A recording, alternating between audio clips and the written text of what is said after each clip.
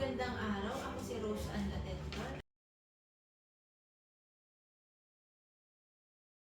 Ako ang nurse educator sa araw na ito. At ang aking learner ay si Jerica Vergara. Ang aking tatalakayin ay about sa diabetes mellitus. Ano nga ba ang diabetes mellitus? Ano-ano ang uri ng diabetes? Mga sintomas ng diabetes, mga dahilan na nagdudulot ng diabetes, mga pag-iwas at pamamahala, mga kahalagahan ng maagang pagkakatuklas. Ano po ang ating goal? Ang ating goal ay to increase awareness and understanding of diabetes mellitus. Ako ay nag-prepare ng handouts para sa iyong reference bago ako mag-start ng aking tatalakayin.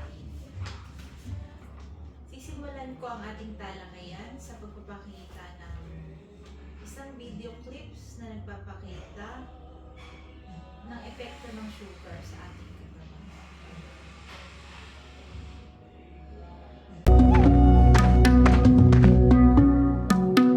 Sugar. I never imagined something so sweet could be so harmful. Growing up, my family worked the land and ate fresh food we grew and gathered. We were strong and healthy. We came on hard times though, and left our village to find work and a better life in the city.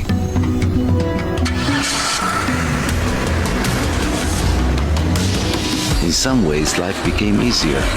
Instead of the hard work of farming, my father drove a taxi and my mother had a factory job. We sat a lot more. Our food also changed. We bought sweets, sugary drinks, and fast food. It tasted so good and was fast and easy. Our family began to look like our city relatives. My father got a big belly. He was proud of it. He said it was a sign we had enough money to eat well. One day, I saw a notice for diabetes testing. The man on the poster looked a lot like my father. I was surprised my father had signs of diabetes. He was thirsty a lot, peeing often, had blurred vision, and he sure was tired. My father didn't think he had a problem, but since his brother had lost his leg to diabetes, he agreed to get tested. Sadly, my father's blood had a lot of sugar in it. The nurse said he had diabetes. It turned out that my father's big belly was a sign of his poor health. The nurse explained that eating too much, especially sweets and starchy foods, makes unhealthy fat inside the belly. It's different from the soft fat we can pinch. Fat inside the belly leads to diseases like diabetes. She explained that when we eat, sweet things turn into sugar. But other foods do too.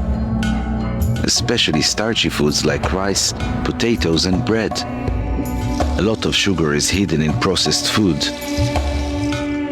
Diabetes makes sugar build up in the blood and damages the blood vessels and nerves. People are more likely to have heart attacks, strokes, kidney disease, and blindness. They may also get dementia, becoming forgetful and confused. Injured nerves make feet numb, so people don't feel injuries which can get infected and lead to amputation. Nerve damage can even make the penis weak. It was a terrible disease, but the good news was that my father could control diabetes and not get those problems. The nurse explained that our new way of life was the reason for my father's problems. To get healthy, he had to eat better, eat less, and be more active. Now my father had diabetes. My uncle did too. I realized my whole family was at risk. I went to see my grandma. When she grew up, there was no junk food and no one had diabetes. We made a plan together. first, we stopped buying sweets and fast foods. Instead, we shopped at markets for fresh food, vegetables, whole grains, and foods high in protein like beans, eggs, and fish. Then, we cooked the traditional food that's kept us well for generations. My grandma said home cooking is the only sure way to guarantee we're eating healthy food. We also ate less, with healthier portions, and not much rice. And last, we started walking every morning. Over that year, my father lost his belly. His blood sugar got better and his energy came back. We all became healthier and we really didn't miss the sugar. Remember, eat real food, cook it yourself, and be active. Your family can be healthy too.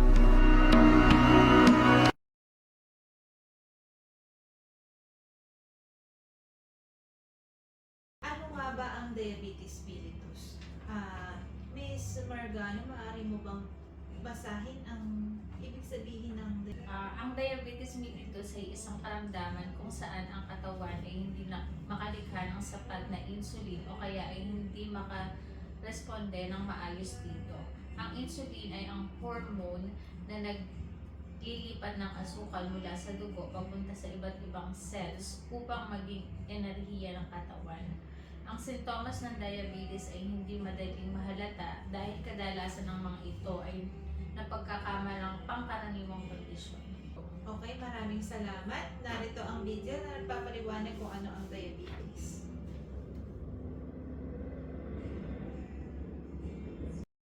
Is a disease of the pancreas, which is an organ behind your stomach. Normally, the pancreas releases insulin into the blood.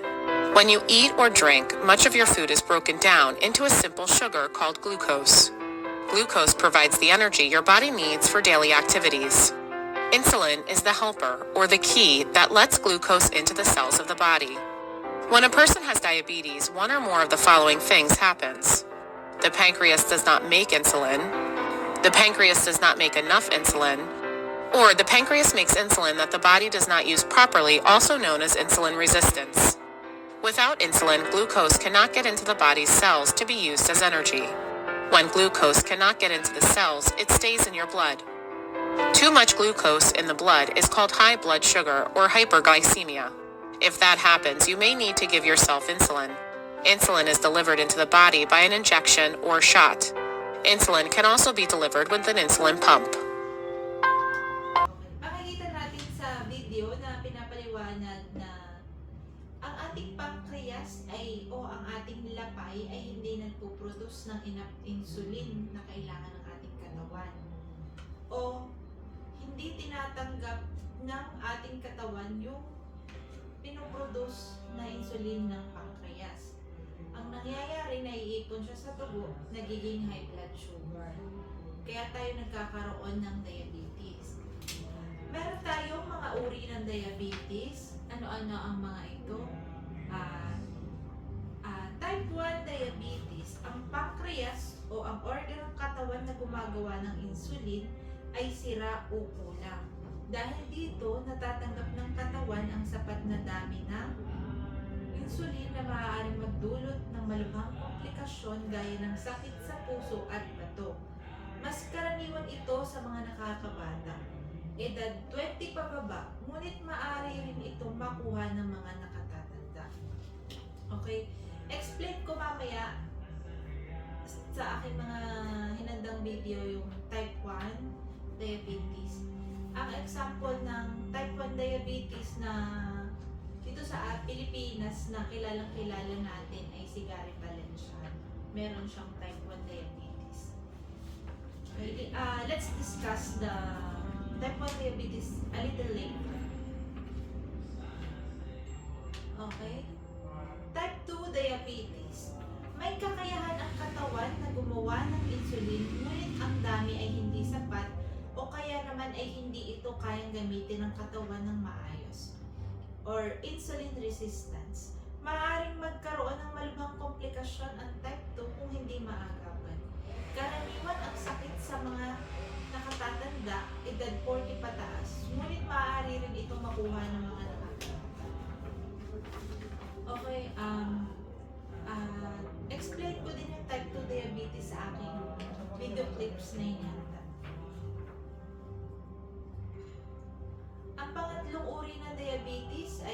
gestational diabetes.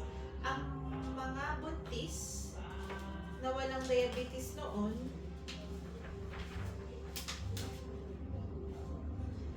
ngunit mataas na blood sugar habang nagdadalang tao ay tinatayang may gestational diabetes. Tumataas ang insulin resistance habang buntis ang pasyente. Dahil dito, hindi nakukuha ng katawan ang sapat na sustansya na kailangan para sa panganganak. Okay, ang gestational diabetes, sa mga buntis lang siya. After nila magdalang tao, nawawala din ang gestational diabetes. Pero hindi naman lahat ng buntis may gestational diabetes. Ang example nun, yung aking katrabaho sa clinic, buntis siya pero normal yung blood sugar level niya. Meron din tayong tinatawag na pre-diabetes. Yun ay yung diabetes bago ang type 2. Ito ang ibig sabihin niya. Ang pre-diabetes ay isang kondisyon na lumilitaw bago magkaroon ng diabetes. Ibig sabihin nito, mas mataas ang mga antas ng glucose sa iyong dugo kaysa sa normal, ngunit hindi pa masyadong mataas para tawaging diabetes. Walang malinaw na mga sintomas ng pre-diabetes, maaaring mayroon ka nito nang hindi mo nalalaman. Yung pre-diabetes, ang example ko dito ay ang aking nanay. Ang aking nanay ay nagpa-laboratory way back 2018 or 19. Siya ay na-diagnose sa kanya, hindi diagnose. Siya ay, yung laboratory result niya ay pre-diabetes, pero hindi pa siya diabetic. Maaaring siguro. So, parang papunta na yun. Oo. Yun po. Tapos, narito ang mga video na nagpapaliwanag sa mga uri ng diabetes.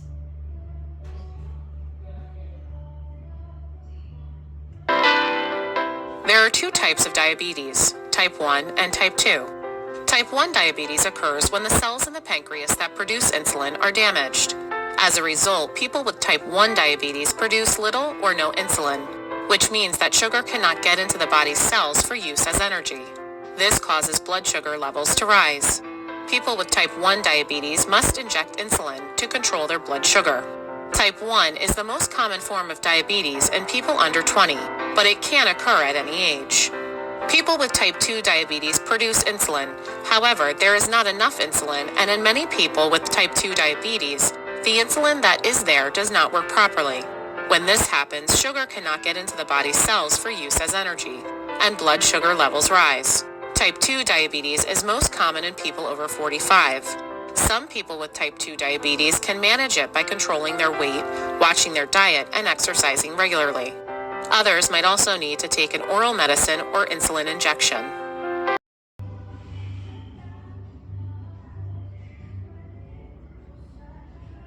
Okay. Naintindihan po yung type 1 at type 2 diabetes kung ano ang difference. Yung type 2, pwede pa siyang madaan sa lifestyle, sa diet. Pero yung type 1 ay na tayo doon. Kumbaga, yung katawan na natin yung nagre-resist doon sa insulin ng ating pinoproduce mismo ng ating katawan. Okay, ito. Meron pa akong isang video na nagpapaliwanag about sa type 1 diabetes. Ito ay galing sa YouTube and pinapaliwanag dito ni Doc Alvin yung condition ni Sir Gary Valenciano. Siya po ay type 1 diabetes. Diabetic. Mga treatment options na ginagawa niya dito. And meron siyang isang gamot na nabanggit na kung saan nagsalba daw ng buhay niya. Panoorin natin yung video and mag-react tayo. Wait, let me just check my sugar, ha? Kasi I think my sugar is like that. I need. What is it, Gar? 57. Oh, ang baba. Sorry, but I'm like that. When my sugar begins to affect So, medyo mababa po yung value na binanggit ni Sir Gary B, no? Yung gantong sugar value, lalo na kung diabetic. Remember, meron siyang type 1 diabetes. So, medyo alarming po yan. Yeah. This, I'll take this. Okay, so since mababa yung sugar sa katawan, kailangan supplyan ng sugar source. So, kumakain siya dito ng cake or pastry para ma-replenish yung nawawalang sugar sa katawan. Okay, so baka nalilito po kayo. So, bakit po sa mga normal na tao, Doc, hindi naman kami nagkakaroon ng biglang pagbaba ng sugar kahit wala kaming ginagawa, nag-exercise or nagtatrabaho, okay kami, hindi kami nahihilo. So again, sa isang normal na tao, nagpa-function po yung pancreas niyan or yung lapay. So yung lapay, yan po yung nagsisikret ng insulin. So Doc, para sa yung insulin? Ang insulin po kasi yan yung susi para makapasok yung sugar sa mga cells mo. Kasi kailangan yan ng susi. Kunyari, kumain ako ng leche flan. So, punong-puno yun ng sugar. Kakainin ko yun, matutunaw sa sigmura, and then dadaloy na sa dugo. Pero before yun pumasok sa cells ko, sa cellula ko, sa muscle, sa liver, kailangan ng insulin bilang susi. So, sa mga pasyente po kasi na merong type 1 diabetes, hindi gumagana yung parte ng pancreas or ng lapay nila na nagsisikret ng insulin. So, walang susi. Hindi makapasok yung sugar sa mga cells. So if you wanna know why I'm eating now, take it away. No, it's just simple. Because he's on insulin, you have to. Before it was worse when he was on the syringe. Because I'm on insulin, which is Okay. So right now, I think naka-insulin pump na si Sir Gary kasi previously naka-injection pa siya. Since merong type 1 diabetes si Sir Gary, kailangan niya ng insulin pump kasi wala siyang insulin eh. Walang gumagawa ng insulin sa katawan niya. So yung insulin pump po, device po yan na nakadikit, parang naka-tape lang yan. Usually dito sa tiyan or dito sa thigh. Tapos automatic na po na dinideliver yung insulin depende sa blood sugar ng pasyente. So para hindi magkakaroon ng episodes ng hypoglycemia yung nangyari sa kanya kanina. Pag hypoglycemia kasi sobrang baba naman ng sugar sa katawan nila. Now, if he wants to, he just has to put 60 grams of, carbohydrates, and then it automatically gives a certain number of units Galing, based no? on what I'm eating. based on what he's eating. So, automatic na po yung insulin pump kasi nababasa rin nung glucose monitor. Meron siyang continuous glucose monitoring device. Yung di ba yung ginanon niya kanina? Tinapat niya dito tapos nabasa. So, kaya niya nalaman na, okay, hypoglycemic na ako, mababa na yung sugar ko sa katawan. Kaya na ako nahihilo, sumasakit na yung ulo ko, mga ganun. He can eat eggs, but he still doesn't really abuse it. So that's what you call a hypo. I mean, he's Hypoglycemia. probably So, bakit nagkaroon ng hypoglycemia bigla? Naka-monitor na nga yung glucose, tapos may insulin pump na nga. Di natin masabi, pwedeng nagkaroon siya ng exercise before, or baka yung meal plan ni sir, baka malayo yung interval. Kaya dapat talaga bantay na bantay po yung meal plan, tsaka schedule ng pagkain sa mga pasyenteng may diabetes. A normal level is between, for me, not for everybody, but for me, is between 80 to 140. Ayun, no? And right now, it's at 57.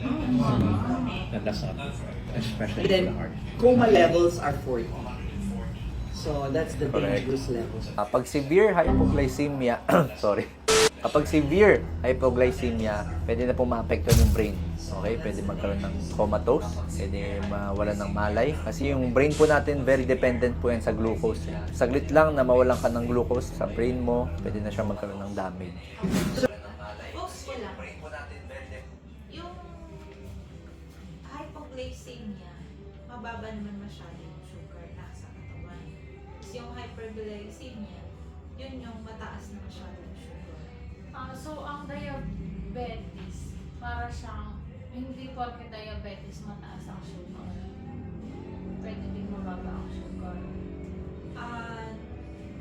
Sa case ni Sir Gary Valenciano, type 1 siya, monitor dapat siya.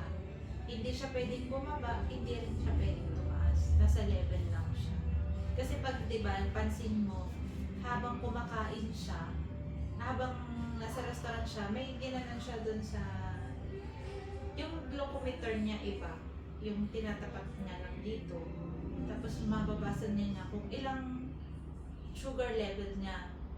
57, which is mababa para sa kanya yun. Pwede siyang manghina, kaya yun kumakain siya ng I think dessert. Yun.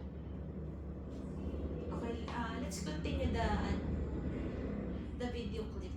The hypoglycemia, this is one of the reasons why guys not an international, artist is because almost all his major seizure and Malilinig yung kanyang hypoattacks have been because of jet lag. So, sinasabi dito na hindi nga siya makaperform sa ibang bansa kasi tagal ng biyahe.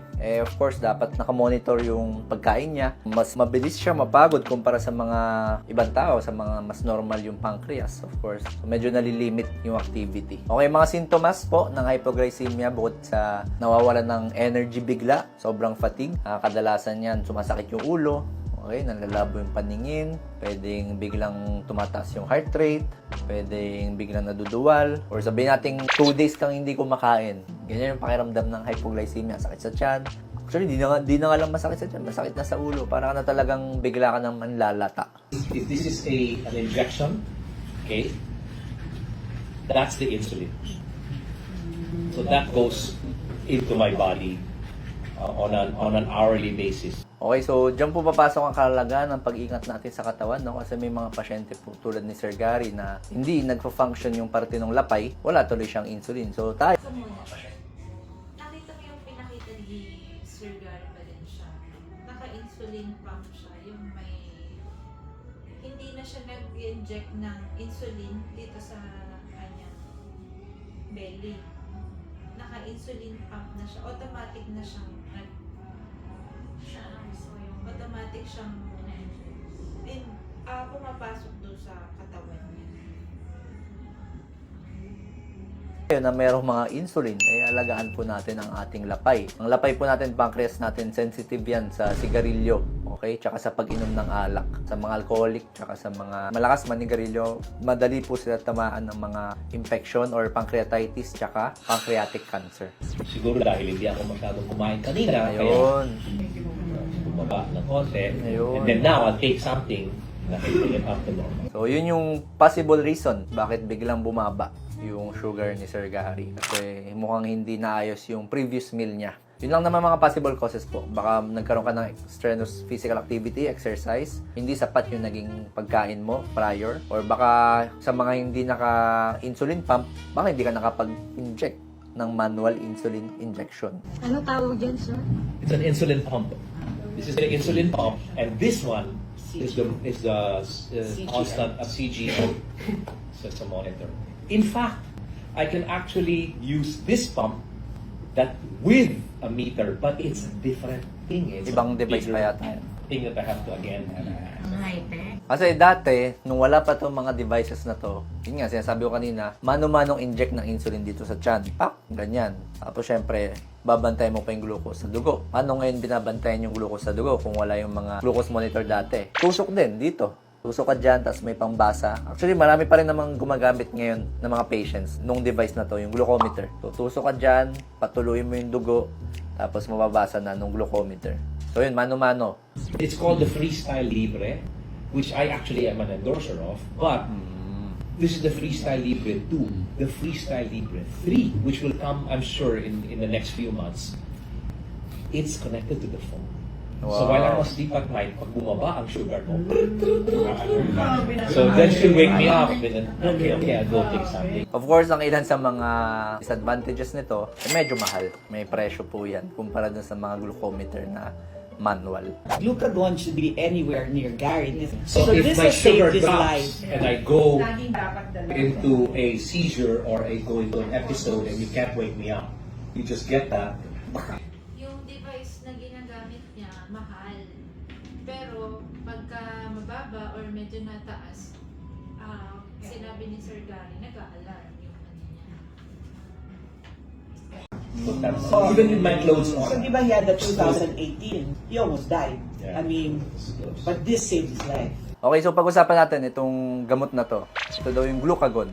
Meron po tayong dalawang hormones no, na binabanggit. Yung una yung insulin para pumasok yung glucose sa cells para magamit ng katawan natin ng muscle ng liver. Itong glucagon, ang function po nito, nilalabas naman niya yung mga stored glucose galing sa liver, galing sa muscles para papunta sa dugo. Parang pabaliktad siya ng action ng insulin. So in times na sobrang baba na talaga ng sugar sa katawan ng patients na may type 1 DM, sabi natin 20 na lang, wala na talaga malay, nagsi-seizure na, pwede gumamit ng glucagon. Ang glucagon, gagawin yan, yung liver kasi natin, yung atay natin, tsaka yung mga muscles natin, may mga stored pong glucose, glycogen ang tawag. So yung mga glycogen na yun, lalabas siya sa dugo. Pag lumabas yun sa dugo, magagamit ngayon ng brain. Makakabawi yung brain para maka-absorb siya ng kailangan niyang glucose. Pero for emergency lang to yung mga glucagon. You know, because you're so used to a healthy guy, you forget that he might have an attack. So I told Dina, where's the glucagon? It took 2 minutes for them Tagal to yun. get it in the car. But the doctors said that his doctor said he should always be around you. Kasi dapat for emergency use po kasi ito. Pangsalba talaga to kapag sobrang hypoglycemic, sobrang baba ng sugar sa dugo. So, pwede rin po yan i-reseta sa inyo, no? Depende kung gaano kalala or ka-severe yung inyong diabetes. Lalo na kung medyo madalas po yung inyong episodes ng hypoglycemia. Makakatulong po yan para tumaas kahit papano yung inyong sugar sa dugo. I don't remember, I don't remember this, but I was in the car and before I left the house, they gave me that. So I don't remember going into the car. I don't remember being in the car, but my driver said I was going through seizures, and the seizures delicado because that means the brain is already being measured. So again, type 1 diabetes, yung lapay, gumagawa ng insulin. Ang insulin, kailangan po yan bilang susi para makapasok yung sugar sa ating mga selula, sa ating mga liver, para magamit ng cells natin. Kung walang insulin, nasa dugo lang siya. Ano nangyayari sa dugo? Umalo sa kidney, ihi ka ng ihi, lagi kang uhaw, lagi kang pagod, kain ka ng kain, at pwede makasira sa bato at sa mga nerves sa katawan. So bilang solusyon, nagbibigay po kami ng insulin. Since wala kayong insulin sa katawan nyo, para yung mga sugar sa dugo ay magamit ng cells nyo. Sa mga type 1 DM, dapat bantayan kung gaano kadalas yung pagkain, yung meal schedule, dapat healthy pa rin yung kinakain, okay? Dapat bantay na bantay yung nutrition, yung schedule ng pag-shot or pag-inject ng insulin, dapat nakabantay. Pati yung levels ng glucose mo sa katawan, dapat nakabantay yan. And of course, pwede naman mag-exercise. Pwede naman magkaroon ng mga strenuous physical activities, basta hindi sobra at akma sa level ng sugar nyo sa dugo. Dok, saan po nakuha ang type 1 diabetes? Again, ito po yung isa sa mga karamdaman na pwedeng mamana, meron kang genetic defect. Kung silang gene na yun, nag-manifest sa'yo, hindi nagkaroon ka ng type 1 DM. Pwedeng autoimmune. Yung sarili mong katawan, ina-atake yung lapay. By the way, iba po to sa type 2 ha. Kapag type 2, usually sa lifestyle yan. Meron ka namang insulin sa katawan kaso hindi ma-recognize ng mga cells mo. Kumbaga yung susi, may susi ka pero hindi gumagana. Dok, paano po makaiwas sa type 1 diabetes? Unfortunately, since ito ay pwedeng mamana, pwedeng environmental, pwedeng autoimmune, wala pong single or nag-iisang paraan para makaiwas dito. Ang maganda lang natin gawin, once na-diagnose po kayo, is i-prevent natin yung mga complication. Prevent natin yung mga sakit sa puso, yan yung mga complication po nun eh. Pwede ka kasi mabaran ng ugat sa puso, stroke, pwede masira yung bato. Para po maiwasan itong mga to, dapat po sumusunod sa schedule ng ating insulin injection. Dapat po meron pa ring regular physical activity. Dapat maganda po yung kinakain natin. Damihan ng fiber, gulay, prutas. Siyempre, kung naninigarilyo at alcohol ka, tigilan na po yan. And makakatulong din po kung meron kayong kausap na nutritionist. Kasi kahit papano, mas bilang po and mas specific yung nutrition na nakukuha niyo. Kung meron kayong tanong, comment down below. And kung nag-benefit ka sa video na to, please follow my social media pages. So Sir Gary V, salamat po sa pag-share ng Base sa napanood nating video clip, ano-ano ang sintomas ng diabetes? May mga binanggit doon si Doc Alvin. Pwede ka bang magbigay kahit isa or dalawa? Isa dun yung panghihina or pagkatamlay. Madalas na pag-ihi. Tama po. Okay, sige. Ang mga sintomas ng diabetes ay madalas na pag-ihi, mayat-mayang pagkauhaw, mayat-mayang pagkagutom at pagkain ng marami, panghihina at pagkatamlay, biglang paglabo ng mata, hindi maipaliwanag na pagbawas ng timbang, hindi pangkaraniwang tagal ng paghilom ng sugat. May napansin ka na bang tao na pag nagkasugat siya hindi naghihilom? Wala pa. Ayun, dahil ako yung nagtatrabaho sa healthcare, madami kaming pasyente na hindi daw sila diabetic, pero pag pumunta sila sa clinic, ang kanilang paa ay ano na, yung kulang na lang, nabubulok na. Dahil kasi hindi sila aware na sila ay meron ng diabetes. Pinagda akong video na nagpapakita sa sintomas ng diabetes. Siguro skip na lang muna natin ito dahil naipaliwanag na naman yung sintomas ng diabetes. Mga dahilan na nagdudulot ng diabetes. Yan po ay yung mga hindi masusustansyang pagkain, kagaya ng white bread, fatty meat, soda, potatoes and fries, white rice. Pwede naman po kumain ng white rice, pero pag sa mga diabetic person, hindi po siya madaming portion. Kaunti lang siya. Yan. Basta po yung matatamis, mataas ang sugar, even po yung mga fruits. May mga fruits na mataas yung sugar, kagaya ng mangga, banana. Kaya dapat po ay moderate lang din yung pagkain ng mga prutas. Kakulangan sa ehersisyo. Yun naman hindi na kailangan ipaliwanag. Siyempre, pag hindi ka nag-ehersisyo, tataba ka. Kumain ka ng hindi masusustansya, ang dulot noon, magiging labis na katabaan. Paninigarilyo. Yan po ay, base sa nabanggit ni Doc Alvin, ay bawal na bawal sa mga diabetic person. Labis na pag-inom ng alak. Yan, mga nagdudulot din ng mga dahilan na nagdudulot ng diabetes. Mga pag-iwas at pamamahala sa diabetes. Kumain ng balance at masustansyang pagkain. Basta kanin, pwede namang kanin, kaunting portion, kagaya dun sa story of sugar. Diba yung diabetic na tatay, inayos nila yung kanilang meal plan. Konti na lang yung portion ng mga pagkain, balance siya, may kanin, gulay at saka ulam. Okay, mag-ehersisyo ng regular. Yung walking, yung ginagawa mo, nakakatulong siya para makaiwas sa diabetes. Panatilihin ang tamang timbang. Importante din iyon, yung pag-maintain mo ng timbang. Iwasan ang paninigarilyo at limitahan ang pag-inom ng alak. Ang paninigarilyo ay talagang masama sa katawan, hindi lang diabetes ang naitutulot, pwede din cancer. Limitahan ang pag-inom ng alak. Siguro yung pag-inom ng alak, occasionally na lang. Or kung kayang iwasan para hindi na magkaroon ng masamang epekto pa sa kalusugan. Regular na i-monitor ang antas ng asukal at dugo. O paano po yun na monitor?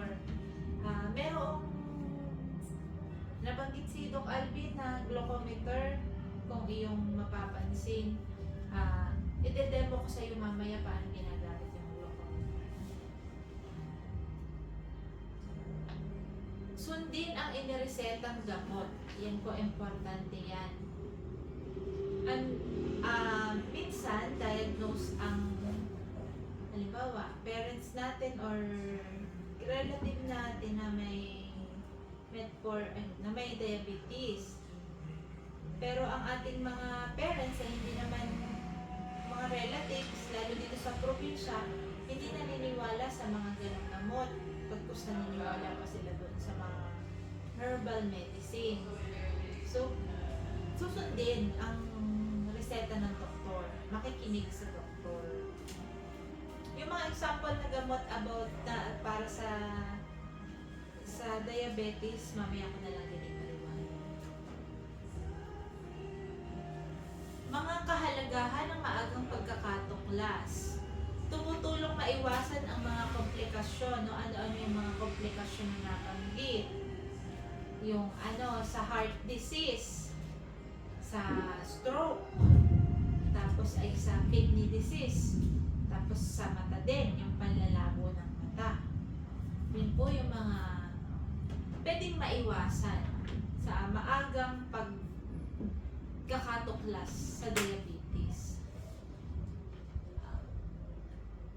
Nagbibigay daan sa maagat na paggamot at pamamahala. Siyempre, kapag ka na-diagnose ka, diabetes type 2, medyo swerte-swerte ka pa nun dahil pwede mo pang madaan siya sa diet at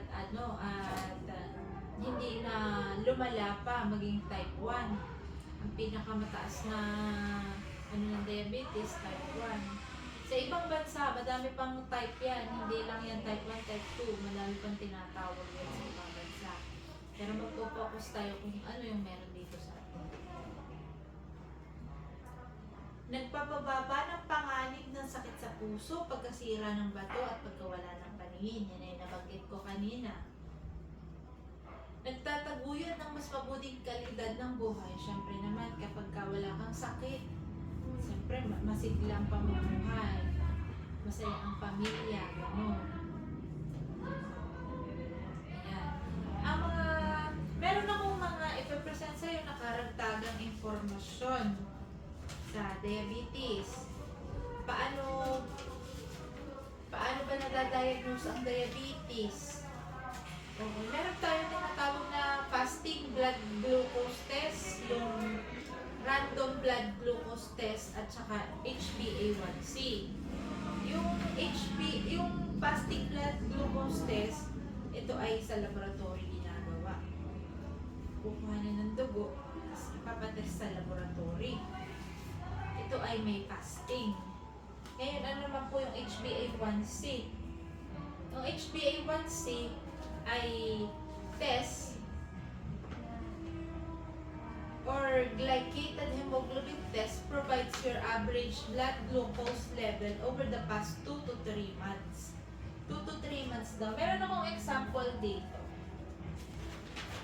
Ito ay kay HbA1c result ng aking nanay. Yung aking nanay noong 2019 ay ang hemoglobin count niya ay 6.7. Ang reference na range ay 4.3 to 6.4. So mataas siya ng 3. Pero siya ay diagnosed na dito as diabetic. Tapos noong 2022, ulit siya. Ngayon, ang result naman ng HbA1c niya ay 7.20. Mataas na. Mataas masyado. Kaya siya ay type 2 na si nanay ko. Meron ako ditong reference ng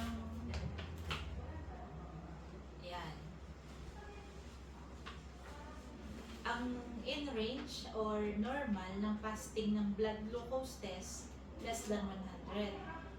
Pagka pre-diabetic ay 100 to 125.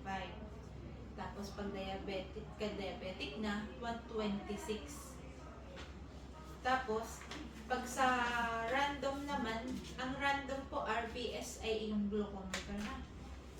Ang RBS ay 70 to 140. Pag 141 and up, pre-diabetic na.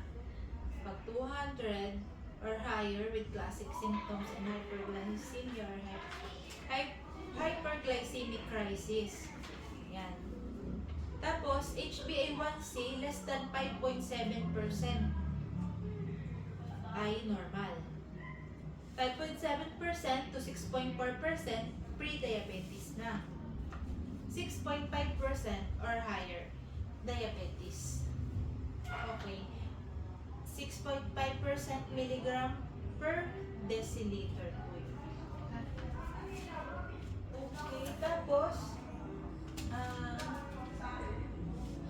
ano po yung mga gamot na pwedeng ibigay ng doktor sa may diabetes?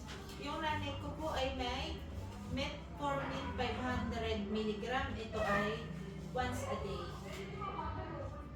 Ano-ano pa po yung pwedeng ibigay? Madaming iba't ibang uri ng insulin na pwedeng ibigay ng doktor sa mga, ang insulin po ay para lang sa mga type 1, okay? Tapos, metformin, ito po ay maintenance ng mga type 2 diabetes.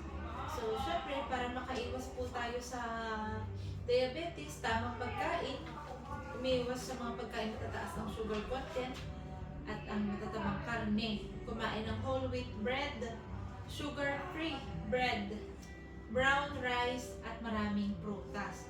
Pero hindi lahat ng prutas po ay pwedeng kainin. Merong prutas na mataas ang sugar. Okay? Tapos, mag-ehersisyo, mag-exercise, nakakababa ng sugar level ang pag-ehersisyo, maglaan ng 30 minutes kahit 10 minutes hanggang 1 oras para sa mga aktibidad gaya ng pagtakbo, jogging, pagsayaw, zumba, mga ganun. Ayun na po. That's the end of our talakayan. Sa tamang kaalaman, pag-iingat at pagkilos, kayang labanan at kontrolin ang diabetes. Maraming salamat po. Okay, bago ka mag-RB, syempre hand washing.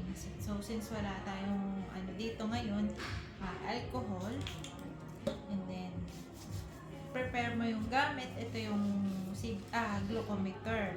Ito po yung CBG strip. Ito yung lancet. Ito po yung level ng needle sa loob. Okay? Pwede yan hanggang 2.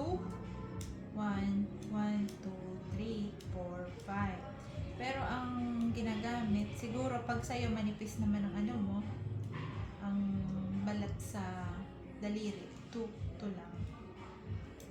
Okay? Bubuksan mo yan. Lalagay mo dito.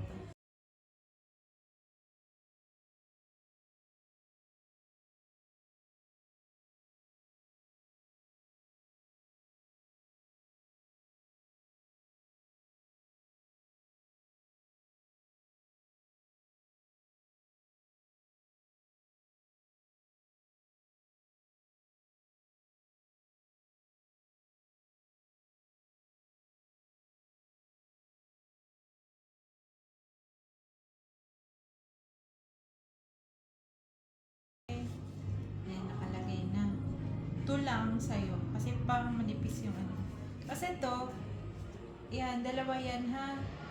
Ganito yung tsura, tapos ito yung tsura ng kabila. So, ito dapat yung nasa dulo.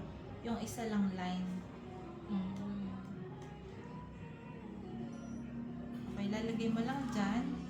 Then, kuha ka ng bulak. Spray. Tapos, pa yung daliri po. Punas mo lang dyan. Dapat tuyo kasi parang naano din yung result niya kapag ipe-press mo to pag kukuhanin mo. Tapos sa gilid dapat ng daliri. Huwag mong hihilahin mo. Wait lang, sa gilid. Sa gilid. Oo, hindi naman to masakit. Okay na? Yeah. Buto ka lang. Ayan po, may dugo na siya. Tapos punasin mo muna yun. Then,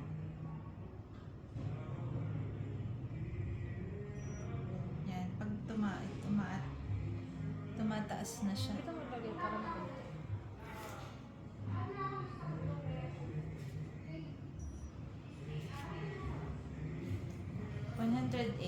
Base sa discussion natin kanina, within the normal range o hindi? Within. Kasi 140 hanggang 140. Very good po. Thank you sa iyong pakikinig. Okay. Ano po tayo? Yan, tatanggalin lang natin to. Yung bulak mo ibabalot pa dito. Pero baka may dugo pa yan. Tapos ito, tinatanggal po ito. Pagkatapos gamitin. Kasi bawal na itong itusok kahit kanino. Sa preparation.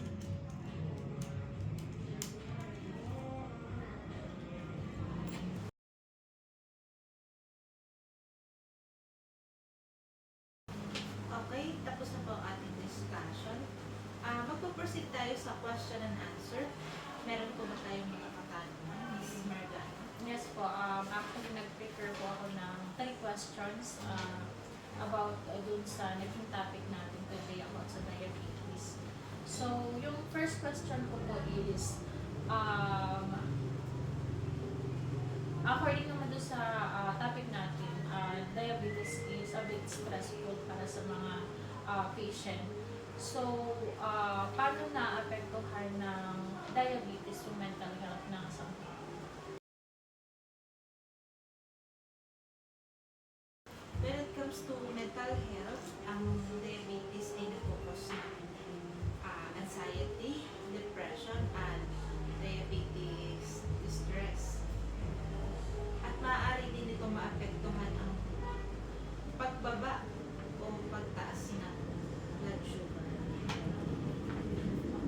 Next question po.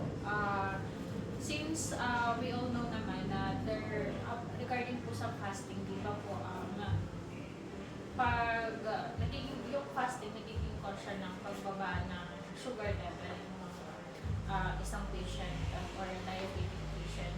So, we all know naman na merong mga culture na required ang fasting, gaya po ng Ramadan sa mga Muslim. So, paano po makaka-affect yung pagpa-fasting nila which is required sa culture nila? Ano yung dapat gawin?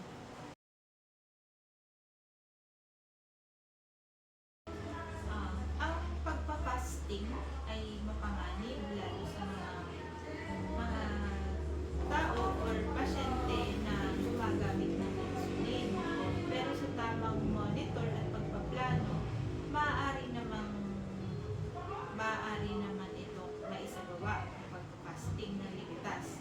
Pero better consult po sa iyong doktor para sa mas safe at mas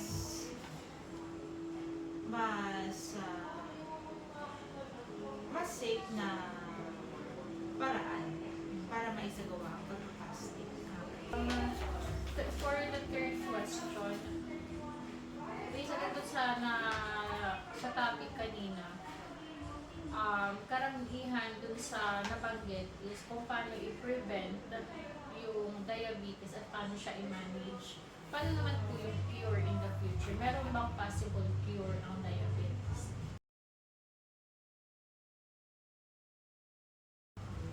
Sa ngayon, wala pa po tayong cure sa diabetes. Meron lang po tayong prevention kagaya ng gamot na metformin, insulin, ganyan. Pero merong mga expert na nag-aaral at nagsasaliksik upang malaman yung cure base sa diabetes, especially dun sa type 1. Dahil yun po yung pinaka-crucial na type ng diabetes, mapanganib na type ng diabetes. So, balik po sa ngayon, wala pa pong cure, pero may mga nagsasalik. Wala na po ba kayong katanungan sa aking mga tinalakay about sa diabetes mellitus? Wala na. Maari ko po ba kayong hinga ng feedback base sa aking kasagutan or sa aking natalakay kung naipaliwanag ko po ba ng maayos or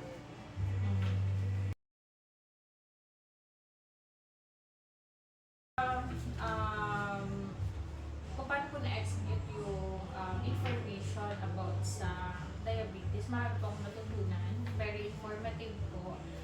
Clear, marami, mas nakatulong din po yung mga video clips na pinakita niyo sa akin, especially yung about kay Mr. Gary V. So, maraming information about doon. And marami din po akong information na pwede ipasa sa family and friends ko na possible or prone sa diabetes. Overall po, very informative topic. maraming salamat sa iyong feedback at nawa po ay mai-re-echo po natin ito sa ating pamilya, especially sa ating mga family members. Yun lang po and thank you.